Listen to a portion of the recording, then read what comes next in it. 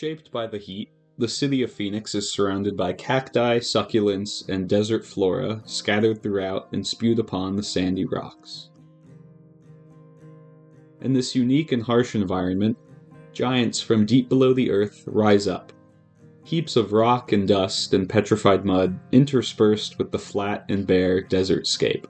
Pushed up from deep below the earth's surface layers, these giants lie there, immobile by our standards, yet slowly shifting, eroding, and changing over millions and billions of years.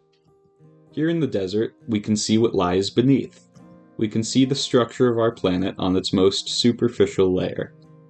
These landscapes have been the central setting for the entirety of my life thus far, and the mountains within them have always caught my attention. However, one formation has been particularly prominent in my life. This mountain is known as Camelback Mountain.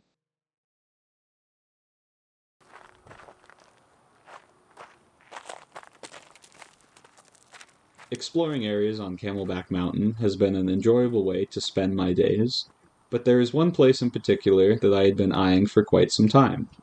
A small canyon raised above the beginning of the main trail and slightly below the summit of the Camel's Head Formation.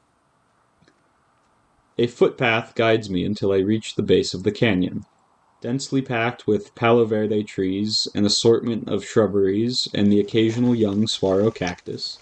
I push my way past branches and through the leaves as I maneuver my way to the base of the canyon. After that, I reach a small gully and begin to climb up. I climb left past some old rusty bolts used to protect this route and continue scrambling up the gully until I reach the canyon. As I move down the canyon, trees and shrubberies seem to disperse, and the yellowish grass surrounds my feet. Now unobstructed by trees, I can begin to see what lies out the other end of the canyon, the city below. It's really quite something to look at such a city of magnitude. Above me, the sky is a calming blue that stretches endlessly. The sun, nearly directly overhead, beams down on me and I feel the heat. To me, the desert rests its most authentic form only on the brightest and hottest of days. The warm beams of the sun pounding down and the heat radiating from the surrounding rocks are at the core of the desert's character. I'm still not quite sure how to describe the feeling of looking out of August Canyon onto the city of Phoenix. It's a rather bizarre juxtaposition. This isolated canyon plopped right above the middle of one of the largest cities in the United States. I'm not entirely sure what to make of it. One world sprawls endlessly, a perfect grid of sun-baked streets stretching towards the horizon. It hums with the constant murmur of traffic on wide, cracked boulevards. The other is quiet, still, and almost stubborn in its refusal to be anything but what it is. A place carved not by human ambition, but by the rain and the wind. And yet, they exist right next to each other, separated in a way that feels both accidental and inevitable.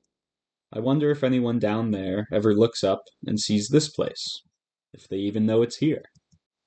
One world grows, consumes, and rebuilds endlessly. The other endures untouched, waiting. But still, I sit here looking down, feeling like I've stepped between two things that aren't supposed to touch, yet still two things that struggle to coexist. I wonder if we belong to one more than the other. Perhaps we must choose.